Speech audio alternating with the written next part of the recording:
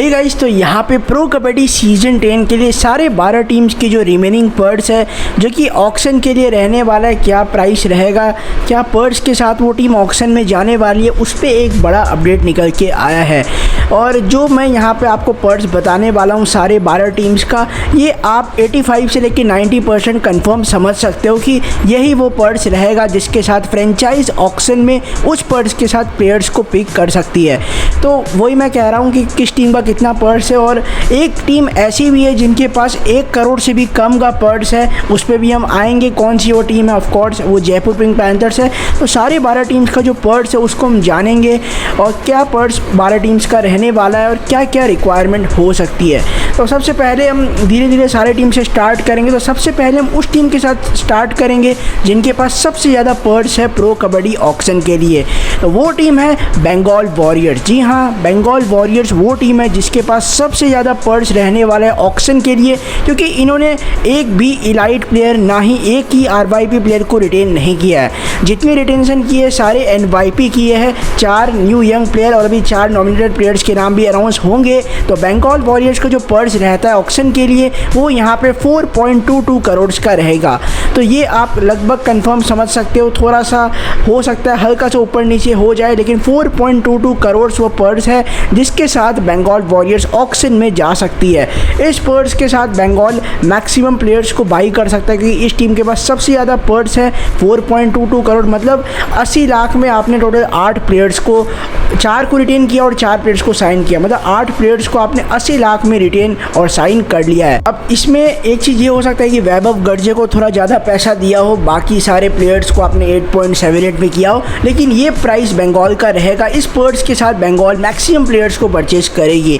अब गुजरात जायंट्स पे आते। गुजरात जायंट्स के पास भी बहुत ज़्यादा पैसा है। तो जिस टीम के पास सबसे ज़्यादा पैसा है उस ऑर्डर से हम जा रहे हैं। सबसे पहले बंगाल है, उसके बाद गुजरात जायंट्स की टीम है। गुजरात के पास भी बहुत ज़्यादा पैसा है क्योंकि ज़्यादातर रिटेंशन एनवाईपी के है, इलाइट के भी 2 प्लेयर्स हैं और प्रतीक दाहिया वगैरह है, तो यंग प्लेयर्स है और एनवाईपी भी रिटेंशन हुए। इसीलिए गुजरात का पर्स 4.02 करोड़ का रहेगा। तो ये भी एक बहुत अच्छा पर्स है। 4 करोड़ बहुत होता है। इस बार बिल्कुल एक नया स्क्वाड, आई होप डिफेंस बहुत अच्छा लाया जाए और रेडर्स आपके पास 2 अच्छे हैं, एक थर्ड रेडर कोई ले आए या फिर कोई एक्सपीरियंस प्लेयर ले आए।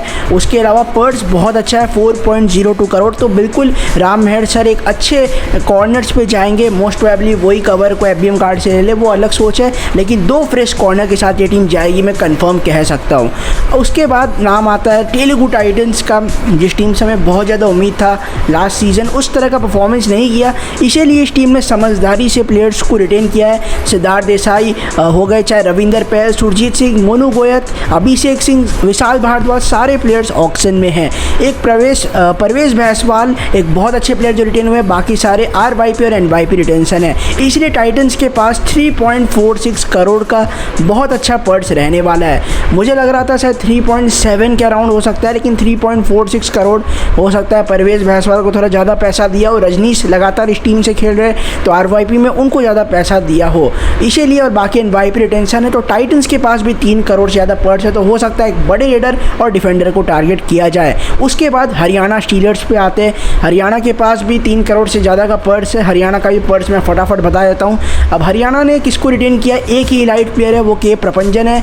मोहित और जयदीप की जोड़ी जो है वो आरवाईपी रिटेंशन है। उसके अलावा सारे प्लेयर जो है, सनी हो गए, हर्ष हो गए, ये सारे एनवाईपी रिटेंशन है।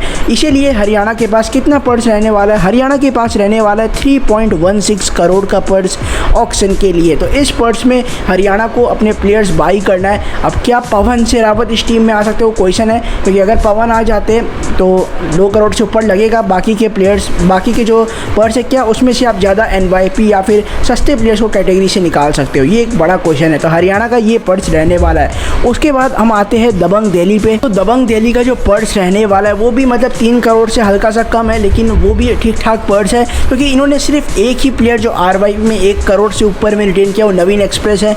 उसके अलावा विजय मलिक, कृष्ण धूल, आसू मलिक, सारे प्लेयर्स रिलीज है। संदीप धूल, अमित ओड्डा, और बाकी इन्होंने 4 एनवाईपी और 1 आरवाईपी को रिटेन किया है और 4 प्लेयर्स को साइन भी किया है। उनका नाम मैं बता चुका हूँ अपने वीडियो में, आप देख सकते हो, वो कंफर्म नहीं है, लेकिन 3.12 करोड़ का पर्स रहेगा दबंग दिल्ली के पास। मुझे लगा कम है, लेकिन 3.12 करोड़ का फिर भी पर्स रहेगा। हो सकता है आपने विजय मलिक को वापस ले ले, आशु मलिक को ले ले, कृष्ण को ले ले, वो अलग सोच है, लेकिन ये पर्स दबंग दिल्ली का ऑक्शन में रहने वाला है और यही पर्स के साथ दिल्ली ऑक्शन में जा सकती है। उसके बाद आगे हम फटाफट बढ़ते हैं पटना पायरेट्स पे। तो पटना पायरेट्स का क्या पर्स रहने वाला है ऑक्शन में, वही मैं आपको बता देता हूँ। अब मैं जितना पर्स बता रहा हूँ हल्का सा ऊपर नीचे होगा, लेकिन मोस्ट प्रोबेबली यही पर्स हो सकता है और इसी पर्स के हिसाब से अब टीम्स को अपने प्लेयर्स को अपने जो स्पॉट्स है वैकेंट स्पॉट्स को उसको फिल करना है, क्योंकि 18 से 25 प्लेयर्स का स्क्वाड हो सकता है। तो यहाँ पे सबसे पहले आते पटना के पर्स रिमेनिंग, तो वो 3.09 करोड़ है। पटना ने सचिन तंवर और नीरज कुमार जो रिटेन हुए उनको थोड़ा ज़्यादा पैसा दिया, बाकी सारे NYP रिटेंशन है, इसीलिए पटना के पास भी 3 करोड़ से हल्का ज़्यादा पर्स है जो कि 3.09 करोड़ है और इस पर्स के साथ पटना पायरेट्स की टीम ऑक्शन में जाने वाली है। अब फटाफट आगे आते हम यहाँ पे पुनेरी पल्टन पे। इतना ज़्यादा रिटेंशन करने के बावजूद भी इस टीम के पास भी अच्छा पर्स है। मैं आपको बता दूँ पुनेरी पल्टन के पास भी 2.5 करोड़ से ज़्यादा पर्स है।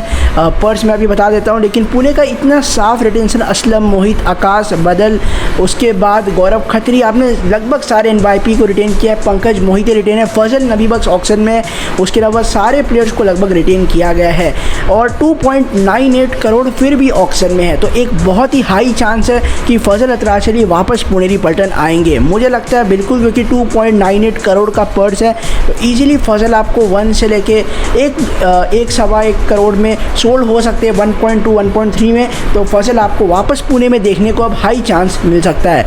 अब आते हैं बेंगलुरु बुल्स के पर्स में। तो बेंगलुरु बुल्स के पास भी 2 करोड़ से ज़्यादा का पर्स रहने वाला है। बेंगलुरु बुल्स ने इलाइट में सिर्फ एक ही प्लेयर नीरज नरवाल को रिटेन किया है, उसके अलावा जो सौरभ नांदल है, भरत है, ये RYP रिटेंशन है। अमन अंतिल हो गए और यश हुड्डा हो गए, दोनों को NYP कैटेगरी में रिटेन किया गया है और 4 प्लेयर्स का नाम भी अभी जल्दी आने वाला है बुल्स का, आते ही मैं टेलीग्राम में इन्फॉर्म करूँगा आपको।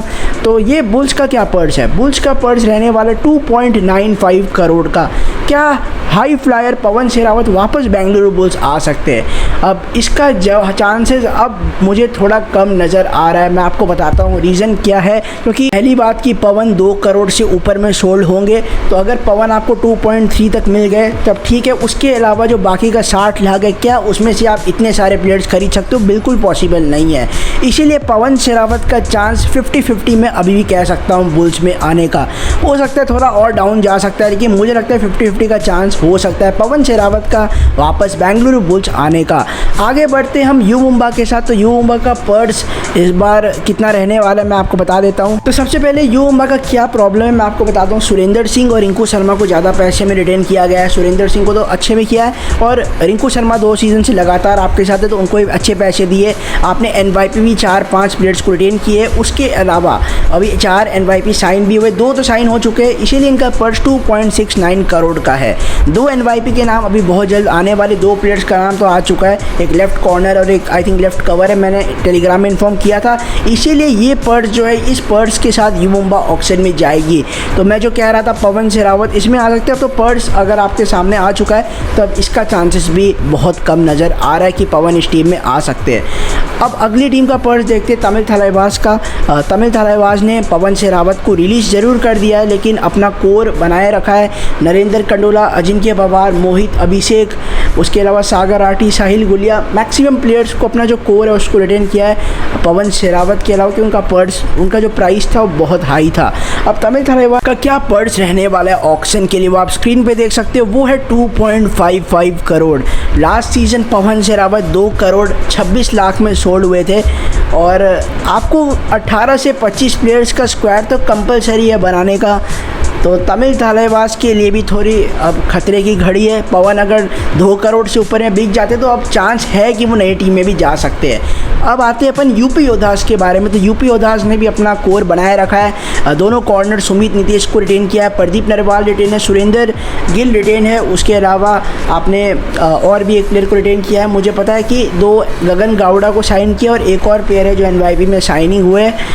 उसके अलावा दुर्गेश नीतम का अभी तक कुछ अपडेट नहीं आया है, लेकिन उनके बारे में अपडेट आते इन्फॉर्म किया जाएगा। और पर्स 2.06 करोड़ का रहेगा। इस पर्स के साथ यूपी योद्धाज ऑक्शन में जाएगी और ये भी कंफर्म समझ सकते हो कि इस पर्स के साथ ऑक्शन में जाने वाली है। अब मोस्टली आपको कौन चाहिए? वो गुरदीप वापस मिल सकते हैं, आपको और भी प्लेयर मिल सकते हैं, गुरदीप हो सकते, आप गुरदीप को वापस ले लो तो 2 करोड़ से ज़्यादा पर्स अभी यूपी योद्धाज के पास भी रहने वाला है। अब आते हैं अपन उस टीम के बारे में जिसके पास सबसे ज़्यादा कम पर्स रहेगा, वो है सीज़न 9 की चैंपियन जयपुर पिंक पैंथर्स।